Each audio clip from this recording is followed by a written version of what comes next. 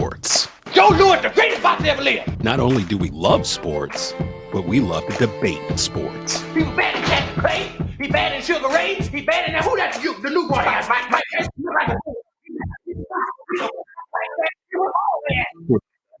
Now that's in the triad. In-depth local coverage of your favorite schools and teams.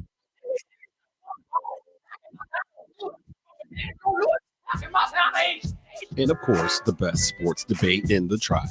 Big Joe Lewis's ass. Welcome to Tobacco Road Sports Radio. Joe Louis was 75 years old when he fought. You're welcome. I don't know how old he was. They got it at. Blue Naples Pizzeria in Kernersville is now hiring. Come work for one of the best Italian restaurants in the triad. Currently hiring dishwashers, cooks, front cashiers, and more. Great hours, great pay. Give them a call at 336-993-7707 or stop by and inquire at 1519 Union Cross Road in Kernersville. Start working this week. Blue Naples Pizza. Walkertown Auto Sales. Look no further when shopping for your next vehicle. Located in the heart of the Triad at 3076 Walkertown View Drive in Walkertown, Walkertown Auto Sales specializes in affordable and reliable used cars, trucks, and SUVs. They offer financing with good credit, bad credit, or no credit, with interest rates as low as 3.9%. With knowledgeable employees that are always willing to go the extra mile, you'll drive away with the car of your dreams at Walkertown Auto Sales. Check out the entire online inventory now at walkertownautosales.com.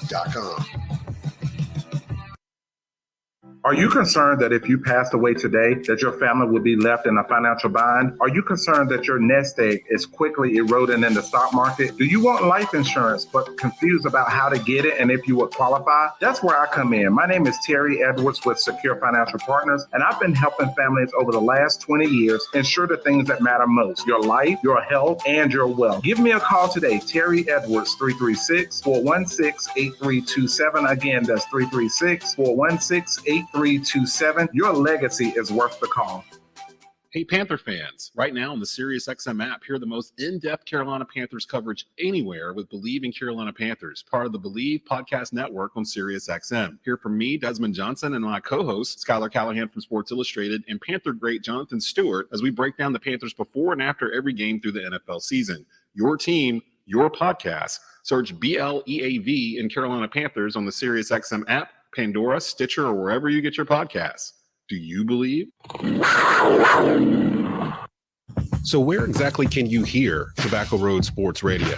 Oh, North Carolina, Kernersville, Salisbury, you know what I'm saying? Burlington. I didn't bring up Raleigh, Greensboro, Charlotte. For the best in live sports debate, live sporting events, and more, tune in to Tobacco Road Sports Radio.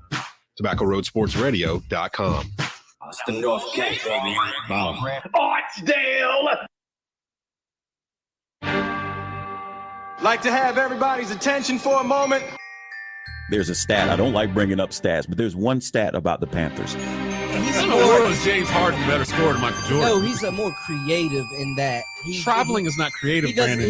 You know, no matter what the score is, and they've said themselves, whether they're up 10, down 20, whatever, they know they can turn it on whenever. Why did you have to bring up the Cowboys in this conversation? Lived in Texas for 2 years and just could not stand to watch Cowboys football. All right. Listen up. Welcome to The Rundown. Here's Desmond Johnson. And happy Saturday morning, Triad. You're locked into The Rundown. Our new time, 11 o'clock a.m. now, going forward. WWBG, 1470 a.m., TobaccoRoadSportsRadio.com. You can hear the replay of Franchise Players at 10 o'clock on Saturday mornings on WWBG. So Franchise Players is now on 3 different terrestrial radio stations across the Triad. So with me taking back over hosting duties over there, had to figure out how to have, without cloning myself, I had to figure out a way to have enough time to do all this stuff. So Rundown gets pushed down to an hour live each week. So you get Franchise Players and Rundown in a 2-hour block on Saturday mornings. This week, we've got from WFMY News 2, Jaelen Gilkey in the house. From the 4-Man Rush, Kevin Avery in the house. We're going to get into some NFL talk. The GOAT, Tom Brady, retired earlier this week. We're going to talk about him a little bit. Candace Cooper, host for Locked on ACC. She's going to join us at the bottom of the hour to talk UNC Duke. Some storylines there. Some weird stuff going on regarding Jason Capel and whatever happened at the end of the Pitt game the other night. He was yelling some things at the UNC fans The UNC fans were yelling some things back. We'll get into that and the storyline tonight. And then, of course, the strange case of Kyrie Irving. It's not even really strange, really, because this is really more about money. Like, he wants his money, and nobody wants to give it to him. Well, the Nets don't. So we're going to find out where would be the best place for Kyrie Irving to land, because I'm starting to think it might be L.A., and it might be a reunion with LeBron James, which would be great. I'm a Laker fan, although I have not been able to tolerate Kyrie's off-court shenanigans the past 5 years or so. So we'll get into that too. But Jaelen and Kevin here with us for the hour. Appreciate everybody checking us out on YouTube. If you want to watch the show, you can actually participate, give us your takes throughout the show at youtube.com/@Tobacco Road Sports Radio. And you can also watch it on Facebook Watch as well. Gentlemen, let's hop into this, because I was talking about this on I think I first started talking about this on the Believe in Carolina Panthers podcast this past week, with Jonathan Stewart. We were talking about this back and forth. And it's not so much I'm questioning whether or not Tom Brady is the GOAT, because his resume, it's different in NFL. His resume is like this. Like, you really can't dispute it, right? I think I'm more questioning, is he the greatest quarterback of all time, or is he the most accomplished quarterback of all time? Because to me, that's two different things. Like, Charles Haley won 5 Super Bowls, but is he the best defensive end of all time? No. So, like, this is kind of where I'm at, trying to figure out where to put this guy for real. So let's have a real discussion about Thomas Brady. All right, well, let's be real. You're inept of being able to do that. How's that, brother?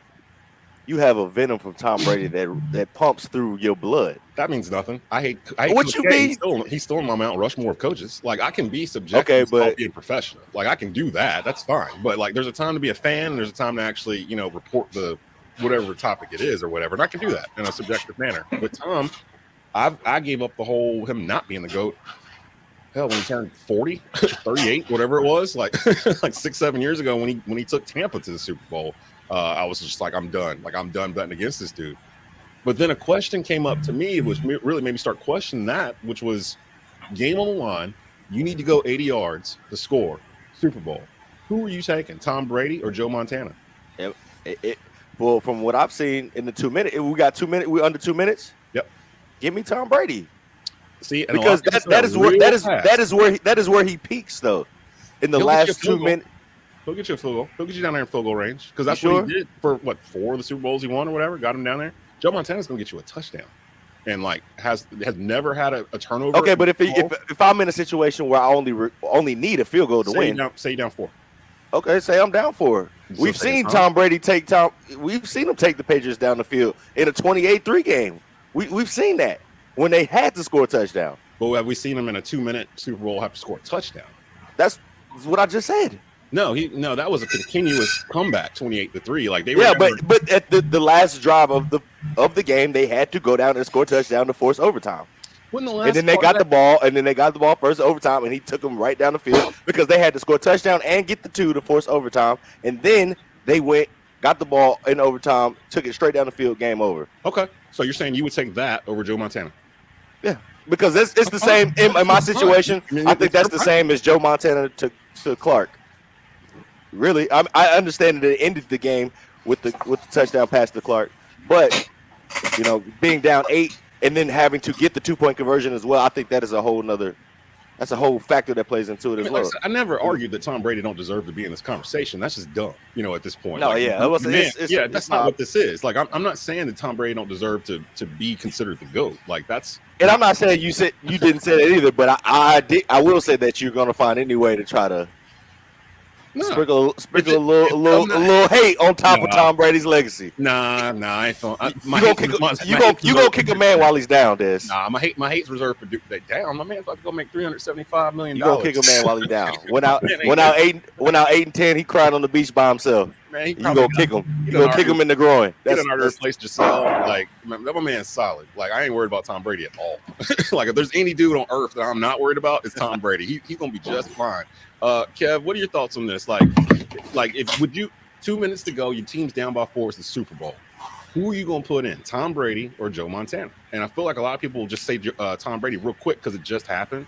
But they forget. I need to go pull up Joe Montana's stats because my man never lost a Super Bowl. Never lost a Super Bowl. Never turned the ball over in a Super Bowl. Like my man balled out. Like, and I hated Joe Montana. Jalen. But we got to be real though. He was throwing on Jerry Rice most of them Super Bowls. So well, I mean, John Taylor was one of them, and then Dwight Clark was another. I mean, he did it. It was. But I'm saying just in the game. You know what I'm saying? Like, yeah. I mean, did he make Jerry Rice or did Jerry Rice make him? That's another. Let's not do that.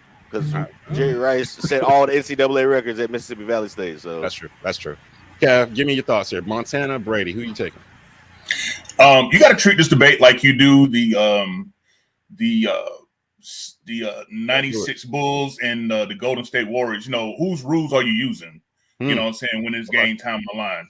Now, if you allow Joe Montana and that offense to have the current offensively favored rules that are in place now, give me Joe all day. Yeah. Because when they could be nasty, rough, damn near illegal, like you said, all touchdowns, no turnovers. And again, that's just if we're gonna play with those rules. Now, if you put Brady, the same Brady back during when had to deal with Lawrence Taylor and them boys. Yeah, and you can actually touch the quarterback. All I'm gonna say is I think Brady will hold his own, but I just don't see the same levels of efficiency that he currently enjoys up under the current rules. So for me, depending on who rules we're going to use, today's rules, Joe Montana, like I said, you can't illegal contact against Jerry Rice, John Taylor.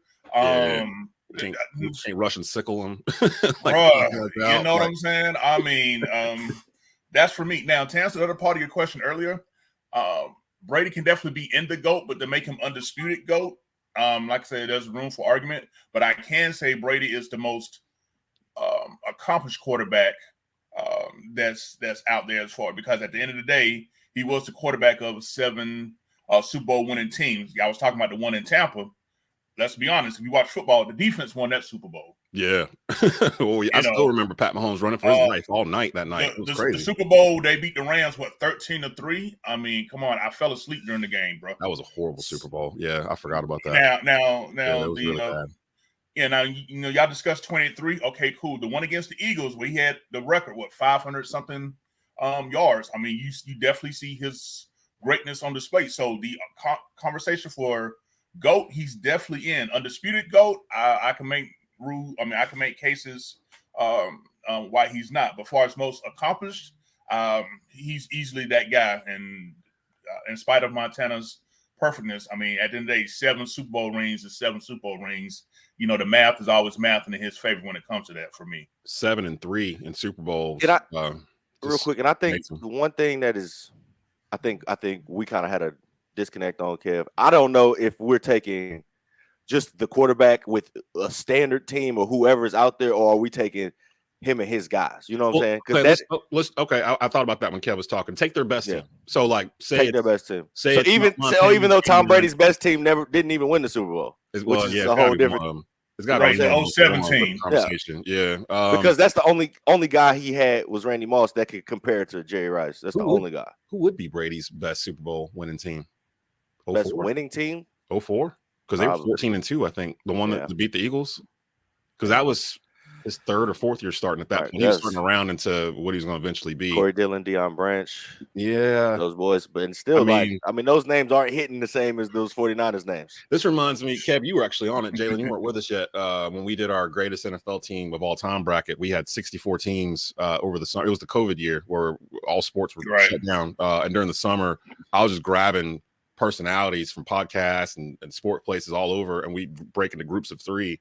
And we did a bracket, a 64-team bracket, every Super Bowl winner. And then we had what was it, Kev? We had 8 or 12 at-large teams that didn't win the Super Bowl but probably should have. So we had the 2015 Panthers, we had the 08 Patriots, we had all these teams that were 1 seeds that probably lost. The Vikings, 98 Vikings with Chris Carter and Randy Moss and those boys, Dante Culpepper, Randall Cunningham.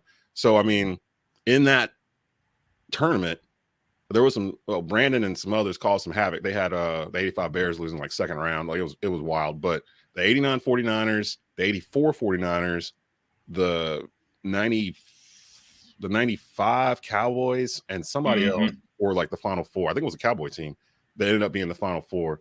Out of the Brady teams, I think the 04 Patriots got the furthest because I think they were the most well-rounded because they still had the Teddy Bruschi defense with all them hard-hitting dudes. I think Junior Seau was on that team. No. Seau was on the undefeated team a little bit later. Yeah, Vince Wilfork was on that team.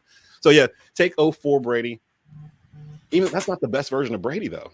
That's what I'm saying. It's so weird. Yeah. Because the best form of Brady, in my opinion, was that 28-3 Super Bowl. That was the best form of Brady and we could say that Eagles Super Bowl, even though they lost and he put up 500 yards. I mean, he was supreme in that game as well. So then again, in that game, nobody felt like was playing. It's several forms of Tom Brady. That's the thing. It's like he's been around so long. It's almost like really he's the closest.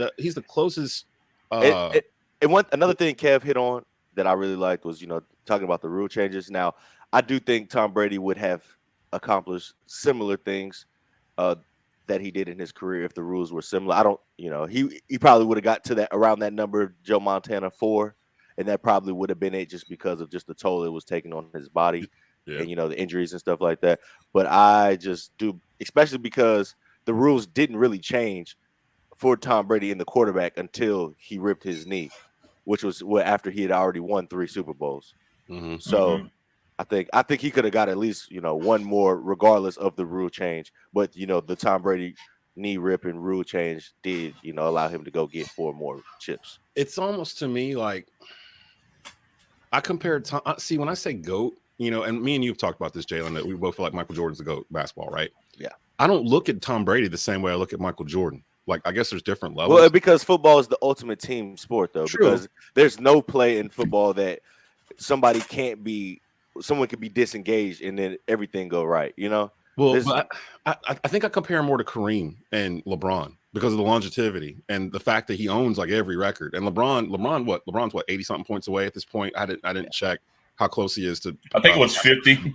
Yeah, did they play last night or night before? Because they were debating if he want to try to do it at home instead of at the. Is that why my man's sitting out with ankle soreness when they're on the road or whatever? Because I think they're supposed to play the Nets the other night, and him and Anthony Davis sat out. And I was like, that was the day after the game with the whole referee stuff. So I think that probably played a role into that too. Yeah, but that boy turned into the days of our lives. We're gonna get into some NBA finally. Now that we're finally into February, we can start focusing a little bit more on college basketball, NBA, and all that stuff. Don't have a whole lot of Hornet stuff to talk about. They really don't want us to talk about them. So we won't. But the boys tanking for Victor. It's all good. Tank for Victor. Man, they're doing it wrong, man. They don't even know how to tank right. Like they're losing games they ain't supposed to lose. They're winning games they ain't supposed to win. Well, there's no game you shouldn't lose if you're the Charlotte Hornets. Well, they beat the Bulls like the other night. They should have lost that one. And then they played last night. I didn't even check the score. I think they lost, but they're in like. I mean, the Bulls are trash too, though. So let's be real. I think Zach LaVine's on the trading block. Right now, I think it's the Magic. I think it's the Rockets that have the one right now. I think they're the worst record in the league. So. Oh yeah, for sure. But the tank was in when they brought. The tank was in when they brought back the coach. That's just my opinion. For real. Because I don't understand. Why are you gonna bring back a coach that don't play young players? And your entire team is young. Like you out here playing Mason Plumlee 35 minutes a game to try to get a first round pick for him in a trade. It's like it's Mason Plumlee. Like what are we doing? So, but we'll get to all that in the bottom half of this. But like I was saying, I feel like Brady's more like Kareem / LeBron, and both of them have arguments to being GOAT themselves. They have the pedigree, they have rings, they have all this other stuff. But they played so long and they played so long at such a high level that their numbers are so big that people use that against they say the smallest of size of Jordan's career, even though the man played 13 years or whatever. Like, I don't put Brady there, but I'd put somebody like a Pat Mahomes, like in a Jordan category, where like he's doing stuff. Hold on, Jaelen. Hold on a minute. Let me explain. Not in terms of like success, because he hasn't finished his career, but in terms of like Pat Mahomes does stuff we just never seen before. And so did Jordan. Jordan was doing like moves we just never seen. Like it looked alien almost. And Pat Mahomes is kind of in that same vein, is he not? Like he's doing weird stuff that looks normal for him that no one else is really doing. Steph Curry's kind of the same way. I would say Pat Mahomes is more like Steph Curry than Michael Jordan. Yeah, where he's kind of the same argument. He's doing some stuff you've never seen before. He's changing the game. You know, I don't know if he's Steph made the game more reachable for those who can't dunk. Yeah, all little 5. For those of us that can't win, the NBA Jam version, you know what I'm saying? But we can go out here and like who's not pulling up, you know what I'm saying, from 30, like in high school, like it's taking over. And look, and everybody's starting to do this now. I mean, you see little kid, it's just oh my gosh, dude. Last night I called a high school basketball game and people were shooting from half court, it felt like. My man, I'm not gonna put him on blast, but my guy got a tech called on the other center and started doing the gritty at half court, which caused him to get a technical foul. Like it was crazy, like last night. But like these kids are just wired different. Like they play basketball completely different than we did 20 years ago or whatever. It's all outside in. Like the team last night had a 6'10" center. And I was like, I haven't seen a 6'10" center in high school, like actually playing in the paint, like posting up. Probably about 5 years. That's the Steph Curry effect, really. So I don't know. Quarterbacks will start looking like Pat Mahomes, I guess, in high school too, doing cross chest. They're gonna try. They're gonna try. They're gonna try. They're gonna get cussed out too, trying to do it because a lot of the stuff Pat Mahomes does, you're not supposed to do. We'll have a full blown Super Bowl preview next week. I might pull some Believe host over for that. While we're kind of on this GOAT conversation, Jaelen, I know you're huge in baseball. Daryl Lee Sheldon asked, baseball. I assume he asked who you consider the GOAT of baseball. It's Henry Aaron. There's no questions. I mean, I can't hammer it. I mean, the RBI numbers, the home run numbers, the longevity of the career. Got a couple chips. You know what I'm saying? It's right there. And I would say Hammer and Hank just because not only would he had to endure on that home run chase, in the mid 60s as a black man in America, in the South. breaking Babe Ruth's record with the early 70s. I think it's without a question. Now, baseball is a little different because there is the whole pitcher aspect, and so you could say so. A lot of people could have pitchers being the most dominant or most, the best baseball player of all time. You could put Nolan Ryan up there. You could put Bob Gibson up there. You could put, I think those are probably going to be my two on the pitching end, especially now because guys don't even. I mean, you get a guy to go 7 innings now. They looking at him like he's an alien because he's going 7 innings. You know what I'm saying? That blows that's one thing that I can't stand about baseball right now is just all the science and the mathematics that the game has become. You know what I'm saying? Yeah, he getting 5 2/3 innings, he getting pulled. You know what I'm saying? And it's considered a good start because he gave up 2 hits. I'm like, bro, you made it 5 innings. We got half the game left. You never know what's going to happen now. You never know what's going. Now we got to go through 4 bullpen. We got to go through 4 guys out the bullpen. Like, come on, man. Would you put Pete Rose in the Hall of Fame? Absolutely. I think so. All time hit king. Yeah, I mean it's kind of wild he's not, especially with the way society has changed. I mean, you know what I'm saying? DraftKings is pretty much a betting partner with the NFL at this point, and like exactly. We're Pete Rose out of the Hall of Fame. Like it's kind of wild. Daryl says I asked that because of the comment on the football being the non-singular player team sport. Gotcha. Absolutely. Yeah. We should have Daryl. We should have a GOAT debate in terms of like we just go through sports, like who's the GOAT to this, that, and just have boxing. Like we could, of course, probably Ali. Like I don't know if you can go beyond that for boxing, but you could name some guys that could maybe be in that conversation. It's the same with Tom. That's really all I was saying. It's just I'm not saying that in the end, by the time this segment is over, that Tom Brady ain't gonna still be the GOAT. I got a new nickname for you, Des. What? Salt Bay. Because he always got to sprinkle a little salt on top. You hate Bay. That's you.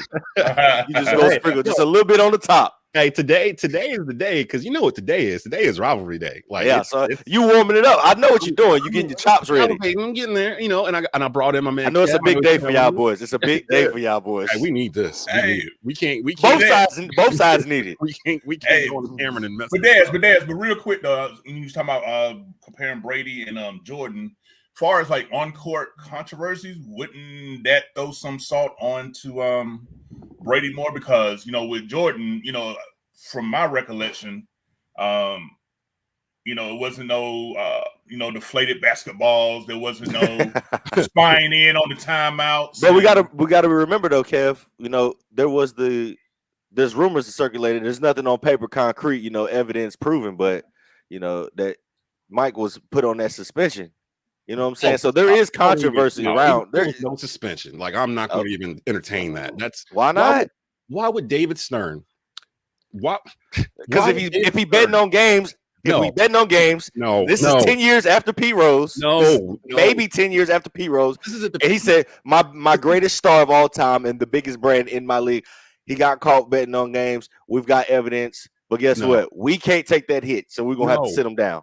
No. Do you no? It's real. I didn't say it's real, but it's a possibility. It's plausible. Why would David Stern, in the middle of his league, starting their global conquest, basically, devalue his most popular team and by default the entire league by sitting the best player on earth for 18 months for a suspension that was never completely proven? Like, and then be able to keep that secret for over 20 years. Like, when we know you can't keep a secret between three people. Like, no. You sure? My man just quit. He quit. That's it. He quit. His dad just got murdered. He was burnt out. He said himself he would have quit the year before, but Magic and Bird never got 3. And that was the reason why he was back for 93. He was going to go play baseball the year before, but he told a reporter, like, all of it's in The Last Dance. It's all in The Last Dance. It is. It's all in there. But I mean, you would imagine. Would you think they're going to talk about the suspension in The Last Dance if it was to be real? Well, I mean, it's something that circled Jordan. Yes, like I'm not going to say the report didn't exist, but I'm saying it's just. And that's all I was really bringing up to Kev's point, because he was saying, we had the concrete proof of the Spygate, the Deflategate, all the different Brady situations. You know what? And I noticed this week on Sports Talk that a lot of people kind of tiptoed around that part of Brady's career. No one really mentioned. I mean, let's be real though. What is the deflated football doing in a game when they beat the sleeves off the Indianapolis Colts? Yeah, it's crazy. In that game, they ran the ball like 40 times. You know what I'm saying? They beat the sleeves off the Colts. It was a snow game. It was freezing, and they ran the ball 40 times. Yeah, they didn't really throw the ball. I mean, I can say 2 words. I mean, that can his career Tuck Rule. I like that one though. I do like that one. I mean, and then the Super Bowl against the Panthers. That's when it first put out there that there was some secret recordings going on in Houston. Yeah, before Spygate. So I mean, Panther players saying they okay, is it getting personal now, fellas? Is that what's going on? No. I mean, this reported by the Associated Press. He's been there so long. He's touched it. When has Tom Brady hurt you? I mean, you're a Ravens fan. I'm sure Tom Brady's touched you at some point. I mean, only my team hurts me. Lee Evans drops touchdowns in the end zone against Tom Brady.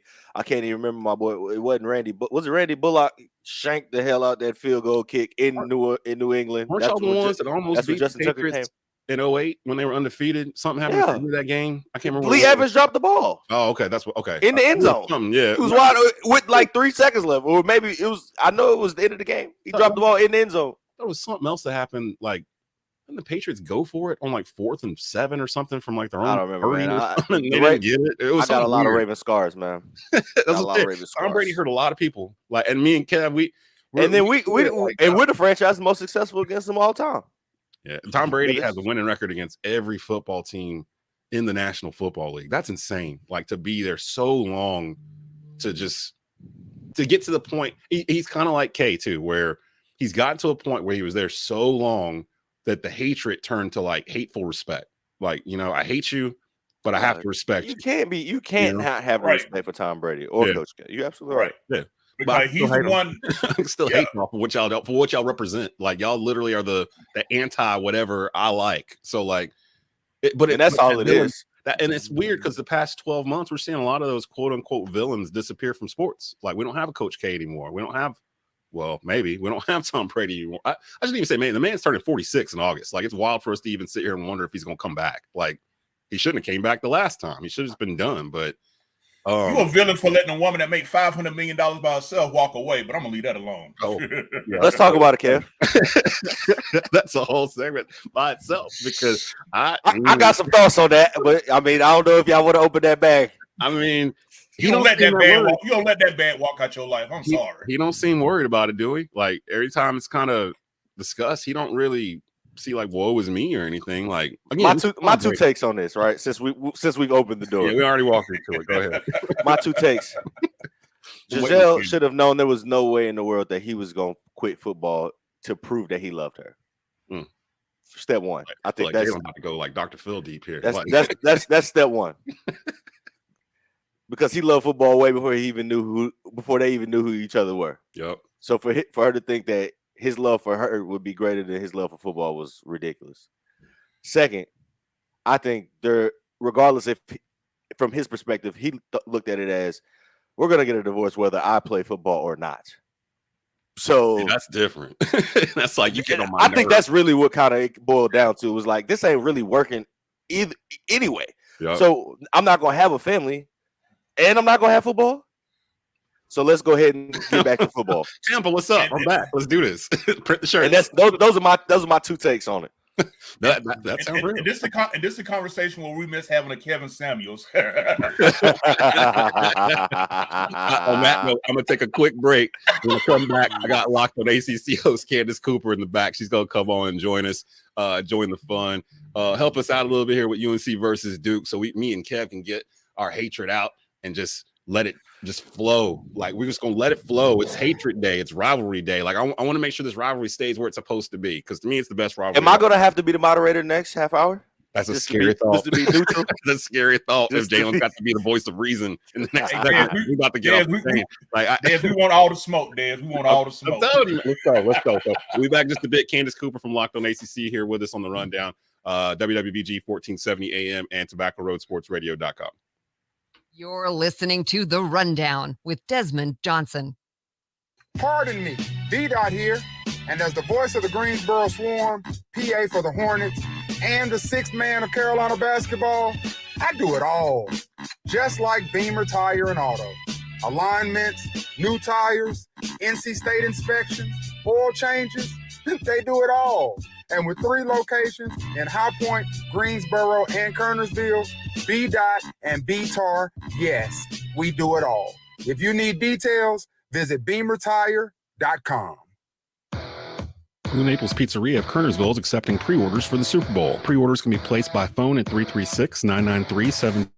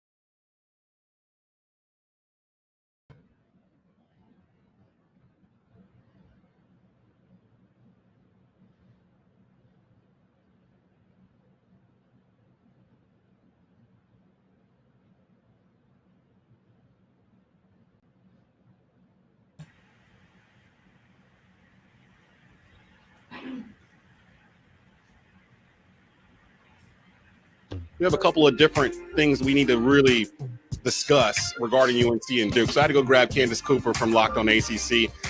Kevin Avery and Jaelen Gilkey still in the house here with us on the rundown. Candace, what's going on? How you doing? Not bad. How are you guys? Doing good. So, before we get to Carolina Duke later on tonight, your thoughts on this rivalry going forward here. It's a new era, pretty much starting tonight. What the hell was Jason Capel talking about on Wednesday night? Sometimes when you're part of the Carolina family, it gets a little complicated. Sometimes you got to let out a few grievances that you've been building up. I understand what it's like to have a complicated relationship with those you love. So I don't blame him for like wanting to set the record straight. I don't know if the tone was appropriate. You know what I'm saying? I think it just riled him up a bit, but hey. So yeah, it was weird. But I think it was like misplaced. Like, I think they were booing because they thought Caleb got fouled, and he's like, "Oh, you guys are booing me." Like, no, bro. I think you're making this moment about you. I don't know. I think you're overselling it. It's weird because he's in this weird pocket of Carolina history where it's like, okay, yeah, you did take it. Well, you were part of a Final Four team, a surprise Final Four team in 2000. Actually, just like last year, they were 8th seed and got all the way there. That Joe Forte team. But then you were also part of the 8-20 team that everyone wants to forget even existed. And I think that's his inner struggle. Like, he feels like, okay, I don't get respect for being on a Final Four team at Carolina, which usually opens a door for all kinds of things for you. But I do kind of feel this sense of we don't claim you because of that year. Like, you think maybe that's what he's going through? It didn't help he put up a pit. Right. Your brother also, the whole Duke kind of thing. He coached at Oklahoma during that game against UNC, and he wore Oklahoma shirt. Like, I mean, you got to understand, fans are short for fanatic. They are crazy for a reason. People are diehards. So if you're not bleeding their blue, then of course they're gonna be mad at you. Like, that's just the way it goes. I don't know what he thinks he's owed though, and I think that's just. Weird. Like, I don't know. Was he supposed to get a T-shirt or something? Like, I don't know what. Was he expecting like 225 day or some 25 day? He just wanted his video tribute. That's all. He wanted up on the scoreboard. What do you want to say? I've never seen My Name is Jason Capel and I Am a Tar Heel for him. So that's I right. don't know. Right. I don't know if that's going to happen in the near future. So this panel is somewhat weighed towards the Carolina side. It's not somewhat. It's ridiculous. I'm gonna be honest. Yeah, I gotta check with Candace though, because I know before you were hosting Locked On Hills, now you've moved over to Locked On ACC, so you got to be a little bit more unbiased about how you go about doing these things, right? But yeah, I'm very unbiased. NC State is actually my favorite team to watch this year, so like I'm cool. I just throw everything out there. I think Duke football is great. I love it. So I love getting to like actually be out loud about other teams I enjoy without fear of judgment. But it comes anyway. So let's talk about this rivalry as a whole first. And actually, I'm glad we do have someone impartial. Well, I can't call Jaelen impartial about anything really, but at least someone that's outside the rivalry. Are you questioning my journalistic integrity? Is that what you're really doing right now? Someone that can look at it from the outside in and go, okay, is this still the same level as it was when 10 years ago, 20 years ago? Do you feel worried, Candace, about the rivalry going forward, Carolina Duke? I don't think either team expected to be where they are right now going into this game today. I mean, Carolina was the preseason number 1, prohibitive favorite to get back to the national championship, brought back pretty much the entire core, and then had that stretch around Thanksgiving where they had the 4 losses in a row, dumped them out. They kind of became an afterthought. Duke feels like I've tried to watch Duke about 4 times this year, and I can't get into them. I feel like. Did you watch Duke home or away? Because there's a difference. Yeah, a couple of them were away games. So that was, Duke is out in like random. There'll be in Chicago or New York early on, and then they're in Cameron for like a San Francisco. So they'll just be at random spots, usually New Jersey or something like that. And then they come to Madison Cameron Square and Garden. They'll play like Winthrop or whatever, like in December for like the entire month and won't go nowhere. But like their roster feels like it kind of feels like the 2020 team. Where it was like, who's the alpha? Like, who's that dude you're going to give the ball to at the end of the game? At least with Carolina, I know they're going to try to give it to Baycott, or Caleb Love's going to try to shoot a 35-foot 3 or something. Like, I know who's going to have the ball. Who is it with Duke? Like, oh yeah, Kyle Filipowski, of course. You gotta have a Filipowski something ski type Duke player. Like, that lets you know he's right where he's supposed to be. But I think he's definitely been the alpha dog for the Blue Devils. I think it's still Jeremy Roach's team. He's just been hurt. But he definitely is that leader. I think Lively has his flashes and his moments. And then, of course, Tariq Whitehead being hurt sucks. But, yeah, Duke has an alpha for sure. I think Kyle's the guy. It's just you don't really have a lot around him. You don't have any sharpshooters like we're used to. It's like a lot of freshmen and grad transfer students. That's what it feels like when I watch Duke. Like it's like 7 freshmen. It feels like. It's like the new era of college basketball. They've adjusted. They did the whole swing of like we look one and doneers. We get it. That's what we're gonna have. You better learn the new roster every year and all that good stuff. So you I think think they've embraced it. You think that's over for Duke with Scheyer in there now? The whole will we see a class like a Zion, Cam Reddish class come through there again? I think in college, I think it's the shift of college basketball though. If you want to be a program that's going to be at the top towards that end of March, early April, you're going to have to go get the best guys, and the best guys are going to be one and done guys. That's just how it is now because everybody's chasing the bag, and there's so many alternative ways to get to the bag now. If you go to college, you come out and you're even a top 150 guy. You're thinking, okay, I can go 1 year and then send my draft stock through the roof, and I'll be a second round pick, and I don't care. I'll get to the league, get some money, and then call it a day. Yeah. So I think the one and done is just what it is at this point. Well, now they can get the money while they're there in college. Exactly. That is true though. That is going to change it a lot though. Yeah. I mean, you're going to see a lot more guys that were on that borderline, on that fence, sticking around like, hey, I might as well go ahead and keep getting this $100 million. I'm going to get this $1 million from Bojangles every year instead of, testing that. Because if I end up being the 56th pick in the draft and now I don't have I'm on the end of the bench and I got to fight for a roster spot, I can stay here. Exactly. I can stay here and get 17 a night and get my Bojangles money and endless Supremes and be king. You got Bojangles on the brain. I was scrolling Twitter and I just saw an NIL deal. Honestly, somebody was doing a little Bojangles spot. That Cajun filet biscuit is undefeated. I'm just saying. Okay. Put the cheese on it. I put the cheese on it. I'm hungry right now. Look, while we're here on this real quick, because this is real right now, because I'm about to go make this decision. I think Bojangles won the chicken sandwich war for real. Like I think Bojangles won it. Like my girl said that. She said Bojangles chicken sandwich is really better than like Chick-fil-A. Better than God's chicken. Yes, like Chick-fil-A is just like breading. Like to me, like it's breading and whatever oil they use to cook it in, peanut oil or whatever it is, you can taste it. Like nah. I heard Wingstop got a good chicken sandwich too. I thought they were using like thighs or something. Now they got thighs, but they got a chicken breast sandwich. And I might have been the only one that didn't go sit in the drive-through for Popeyes when that chicken sandwich came out in 2020. Yo, I've always said that sandwich ushered in COVID. Like it had to, bro, because everybody mind wasn't right. Yeah. From that point on, like that's when I knew. I said, "We're doomed, bro. Humanity is doomed." When y'all stood them brooms upside down by themselves, that opened the portal to hell. That's when it happened. Honestly, happy Black History Month. I did that on TV. I stood the broom up live on TV one day, and then after that, it was over with. All that stuff went down right before COVID started. Like the first case, it was just like because I remember I had to go searching for that damn sandwich. Like I had to go cities over trying to find it, and it'd be sold out. And I know Popeyes in Kernersville, do you? Nah, we ain't 14. Yeah, so you gotta go cities over. You trying to set it up like you was searching. I had to go all the way to Pisgah Church in Greensboro. You know how far away that is? Oh, that's all the way on the east. Yeah, I had to go way over there, and I got in, and they had a sandwich limit. Like you could only buy 4, and I'm like in line, like who in their right mind go buy 4 of these chicken sandwiches? And by the time I got to the front line, and I'd seen people walking out with bags. I'm like, go on and hook me up with 4 of them sandwiches and throw a couple of them fries in there. And it was legit. It was legit. And then they changed it. They changed the recipe. It did change it. It don't taste the same as it did that first time. Never had it. This is the blackest segment I've done in a while. You ain't never had the I was glad to see white people acting the fool after these chicken sandwiches too, because I was a little concerned at first. I'm gonna be real. Since you opened the door, Candace, I'm gonna kick it over. This is like I was concerned. Brother type stuff where I was concerned, but then I saw white people acting up too. Yeah. I said, okay, cool. So it's not just. It reminded me of the episode of the Boondocks where they had the chicken flu. Yeah. I was concerned, Kev. Not gonna lie. So back to Carolina Duke. I'm trying to steer the car back on the road again. We all thinking about chicken sandwiches now.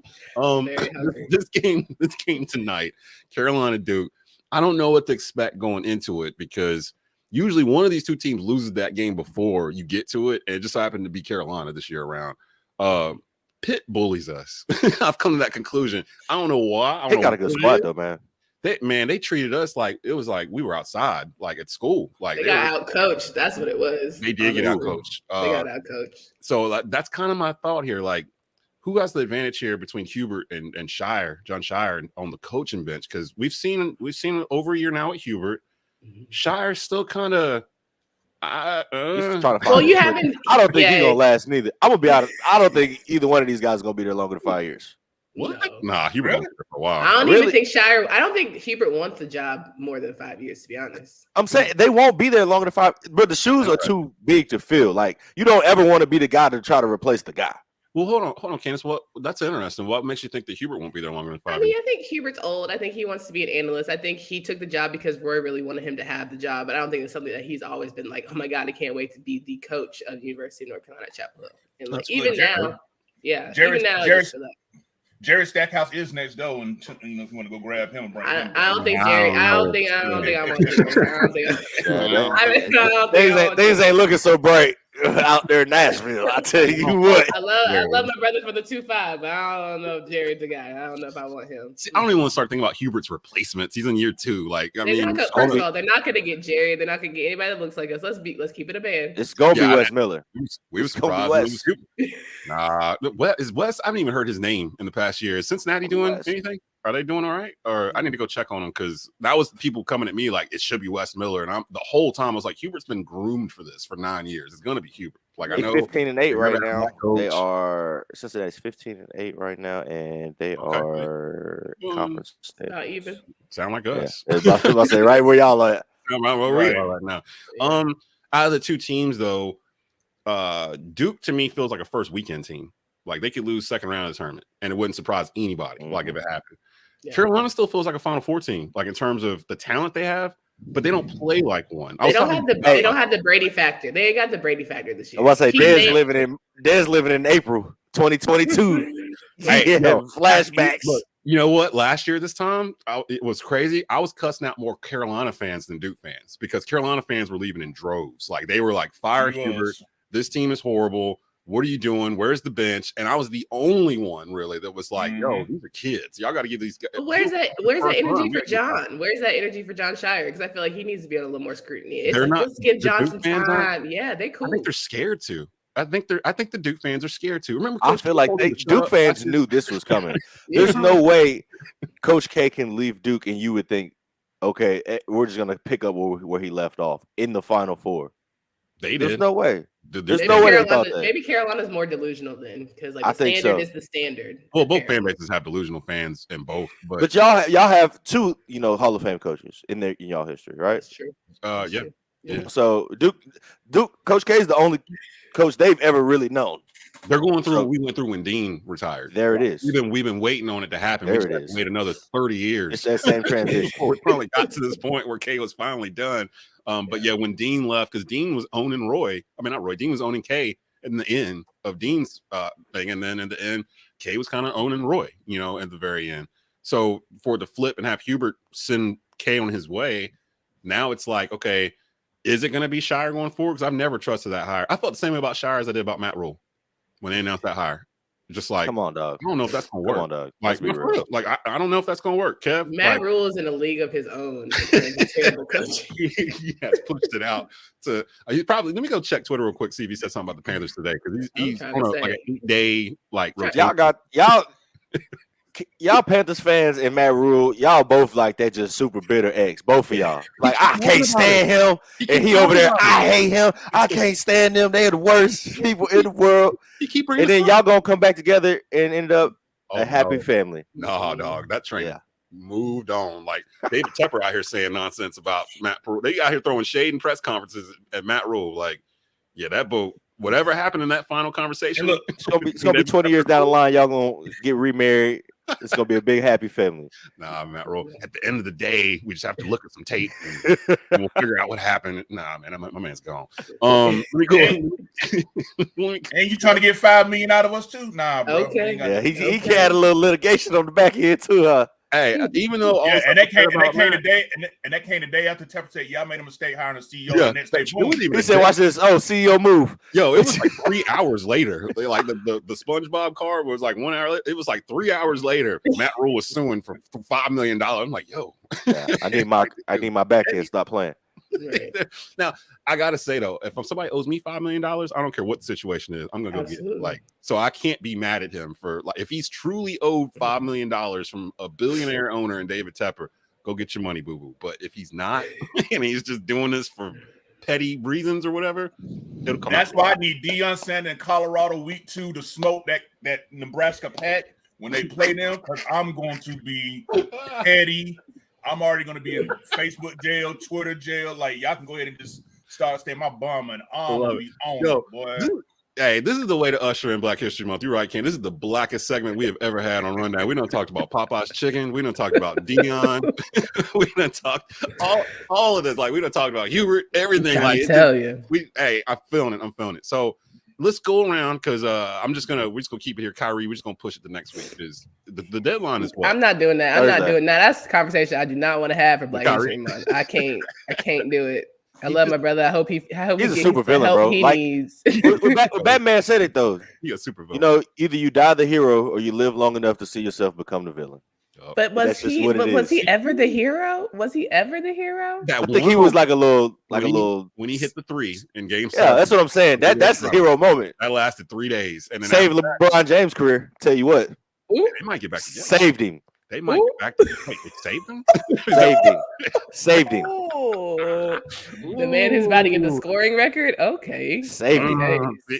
We talked on LeBron earlier on the show. Candace. We say you got 40, I got 40 for you too, baby. I'm here for you. I'm here for you. How many rings would Cleveland have had if they hadn't broke up? I think they probably they wouldn't have won again because KD came, so it didn't matter. It didn't matter. They wasn't gonna win no more. It'd have been a better series if Kyrie was on that Cleveland team. I bet KD wish he would have stayed. I bet you. Right, Golden State. Yeah, because then he ended up getting with his man Kai, and Kai left him high and dry. Yeah, didn't Kyrie? Wasn't that whole thing Kyrie's plan? Wasn't he? He was there. He was in New Jersey. He was with the Nets first, and he left. He's leaving. He's leaving. KD. He's a great man. Like off the court and everything he do. You know, I can't knock him, but I don't know if he's a good friend. Like I don't know if he's a good friend. he taps into his third eye too much. Like all right. And that he really showed me like with the whole James Harden situation. I was like, see, you kind of bogus, and I get it.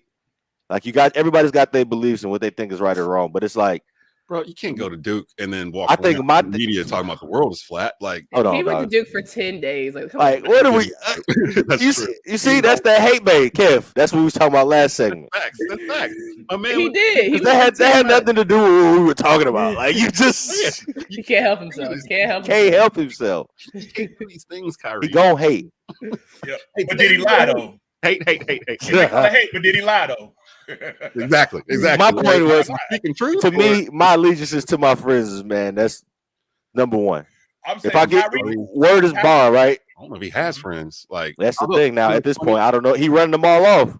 Yeah, he running them all off. Have y'all noticed that like him and LeBron have been kind of playing nice, like on Twitter? Yeah, because LeBron see what's going on. I think LeBron had a little finger in all of this stuff. Let's be real. A little tampering going on. Yeah, he been texting, bro. He over there, man. You don't even really want to be there. Yeah, you know you don't want to be with KD. We say, what's the? Hey, he just asking a random question. What's the temperature in Brooklyn right now? 75 out here in LA. He said it's beautiful. He say send him a selfie in Calabasas. 85, 80. Kyrie done shed his skin at every team that he done played with before. He done shed his skin at Cleveland. He shed his skin at Boston. How many times you got to see animal shed his skin and realize that's a snake? I'm just saying. Look at them jewels, like just. I mean, crab shed their shells too, bro. I mean, it's a whole bunch of other animals that do that. Let me go around real quick. Get predictions for Carolina Duke. Kev, let's start with you. What you got? Give me a score. Give me a. Usually, there's an unsung hero in these games. It's usually somebody that'll pop up that we're not talking about. That's like the dude that hits the shot or something random that's like talked about in this game. I feel like it's gonna be one of those kind. These games are always close. I don't expect anybody to blow anybody out. Give me your prediction on the game tonight. Far as unsuspecting player, I'm gonna go with Leaky Black. I think because he's never really been quite a stat guy, but he always making the most crucial plays. Mm-hmm. I think that he's going to be the enforcer that's going to get that momentum swing for Carolina to pull it out. So I got Carolina 82, Duke 77. Okay. And that's about where they've been the past couple of games too. Jaelen, since you don't pull for either side, I'm trying to make this even. So, like, I'm gonna go to you. That's why you should let me go last. Y'all just go ahead and load it up on the Carolina bandwagon and just let me come in last. Actually, that's fair. Candace, you want to go? How are you going here? Well, I think Pete Nance is going to have a big game. I think he's going to need to have a big game. Going to be that guy that no one sees coming. I also think RJ Davis needs to have a good game, but it really depends on the health of Jeremy Roach and how that goes. But I ultimately think it's going to come down to being at Duke, how Duke has played this season at home. I think it's going to be like 82-79, the Blue Devils. I'm gonna let you go last. That hurt, huh? Look at her face. That looks like it hurt. Honestly, I've worked at both places. I don't care. The money's green. I really I like that. I'm gonna let's see. I know I said an unsung hero, but actually, I think this is gonna be Armando's best game. I think Armando's gonna come out on fire because it's something about Filipowski's nice, bro. Against Filipowski. He couldn't do that at Pitt, but he could. Okay. Filipowski's nice. Duke, man. It's something about Duke. This Carolina team plays up to competition.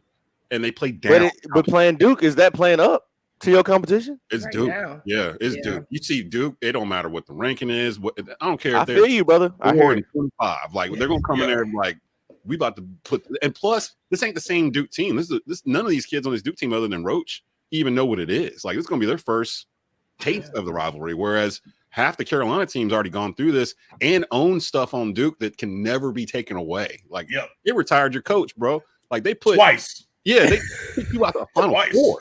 Like, I mean, that's never at happened. your house. I'm gonna be real. I think it mattered more to y'all than it do to them boys. I swear to God. Oh, it mattered to them. Like, because you see how look how excited Kevin is. Oh my God.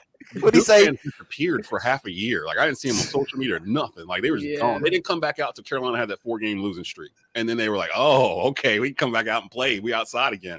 But and we were like, "New number, who this?" No. But when I said y'all, I meant like as in the fans, then the players. Like well, that's always how it is. That's always how it is because those guys are friends. They're friends outside of this. And they don't stay as long either. Like Grayson Allen is probably on the Duke side the last 4-year dude that just irritated Carolina, and on the other side, it's probably Baycott at the moment that's just irritating Duke fans. That's been there for 4 years. Like usually you don't really get those guys anymore. But like if a Zion had stayed for 4 years or Apollo or somebody like that. You know who would have really been y'all if he would have stayed for 4 years, really would have been a penny outside with Cam Reddish because he liked to talk too. He'd have been public enemy number one. Yeah, he probably should have stayed one more year. We could do a whole segment on that. Maybe we do that next time going around. Players that left early from Carolina and Duke that should have stayed an extra year. That's actually pretty. But Des, you don't think Caleb's about to have the shooting game of his life? Because that's usually how it goes. Like he gonna try. He ain't shot well this whole year. It's gonna be the game that the savage comes out. You know how to lose, Des. The entire team's 3-point percentage is getting dragged down by Caleb Love. Like I saw. I just want to say, buddy, like what do you be thinking about? Like that's all I want to know. Like what is your thought process? No, I'm gonna tell you this. Because Candace, you don't know this, but I'm from St. Louis. Caleb Love went to my high school. I'm gonna tell you what he see. Okay, his thought process. He see that front of that rim, and he letting it go. No other criteria needed. Let that chopper sing, baby. Why won't he drive? Drive to the the foul line and then shoot threes. Like he's coming out starting off 0 for 5 or whatever from like 30-foot 3-pointers. He's just launching. Because I walk in the building and I'm him. As my dad say, you arrange when you get off the bus, son. And see, they talked to his dad. Not the Pitt game. I think it was NC State. Because at that point he was in a bad slump. And they talked to his dad before the game. And his dad was like, "Don't even worry about it. He's driving tonight or whatever." And he did. He drove. He got to the foul line. He had a pretty good game. Next game, whatever they talked about. Yeah, I'm right back. Window. I'm right back. And that's why Hubert needs to sit his little ass down somewhere when he's doing all that craziness. That's the problem. What Hubert need to do, they need to go back into the Dean Smith playbook and start the game off with that double back screen with the alley oop to start the game. Yep. That Vince Carter special. Energy, yeah. So I'm gonna say Baycott's gonna have a huge game. Caleb Love's gonna try. He gonna shoot. I do agree. RJ Davis probably is the key. He's my favorite guard on this team. Actually, the growth he's had from freshman year to now. So you had no other damn brain. We need at least 10 assists from him tonight. At least, dude, this Carolina team don't pass. They don't pass the ball. They're like 12th in they have some internal issues going on. It's got to be. Yeah, because they won't give Caleb the ball and get out his way. Okay. Well, no, actually, I think Caleb's getting the ball and he's not. It stops with Caleb. I think that ISO ball ain't gonna help y'all in no tournament now. But okay. What Kobe say? Get out my way. Now Kobe made them shots though. I don't care. Right? Look, Yeah. get out my way if you make it. You know what this means. You see it. Get out my way. I'm gonna go 83-79 Carolina. Crazy. It's gonna be one of those tight ones at the end again. That's why it's so great. That's why the rivalry is such a thing. You know, I have it up there with Lakers, Celtics, Yankees, Red Sox, but they're 8 miles apart from each other. Like these dudes go to the same barbershop. Like they eating in the same Popeyes. You know, like they all in there eating chicken sandwiches together, talking about it. But they go to the same barbershop. I think it's at at North Carolina Central. I think. Yeah. That's where they all. And they're all Carolina. All the barbers are Carolina fans. So like, you know, like if Caleb comes in there to get a fade, Jeremy Roach got to get out the chair, bro. You got to wait. You got to get up and let. Yeah, that's the tradition. When Duke players are in there getting cut, can't no Carolina players come in and vice versa. They say that's the tradition. That's how they say that was started. About to say, well, you think I'm gonna get out this chair? I'd You getting the Duke starting 5 anyway. It ain't like you getting something like real crazy. I'd have been in there, man. I'd have been front page news. You think I'm gonna get out this chair? Right in a barbershop. All out brawl started at Bobby's barbershop. Because you're not gonna. That's the ultimate form of disrespect in the black community. Get up out the chair, bro. I'm next. What? Yeah, I don't even know if I've ever seen that happen before. Like that's a code you just don't break. Like, hey man, I saw it one time, but dude came in. Anyway, you would have got up. It was back home. It was. You gonna have to get up. Bro. You gonna have to get up. This has been the best segment I've had in a long time. Thanks, guys. The of everything. Carolina Duke tonight at 6:30 on ESPN. They got the A team out there calling. I think Jay Billis is on it. It's crazy. You so biased. You didn't even want my tape. You didn't even want my tape. Yes. Well, I mean, we're at noon. We're past time. We're at 12:01. Go ahead and get in there real quick. I think this is gonna be a real low scoring double overtime game. It's gonna be a good game. Double overtime. Yeah, I still think double overtime, and it's still gonna be 82-79. It ain't gonna be no points scored. But I think glad it's starting at 6:30 then, because double overtime. Who wins? I got Carolina winning this one. Hey, I got Caleb with a big nasty dagger at the end. Off the strength, okay. Off the crib. Oh god. We say he gonna be what 3 for 11. Number 3 gonna be. It's gonna be that clutch. That one. Game time. He gonna be on top of the scorers table. Kevin Avery, Jaelen Gilkey. He gonna hold the post talking about Kobe. You know it, baby. I told him to say, get out my way. We got to get out of here. This has been a rundown. You can catch us live 11 a.m. next Saturday on WWBG 1470 AM and TobaccoRoadSportsRadio.com. Peace.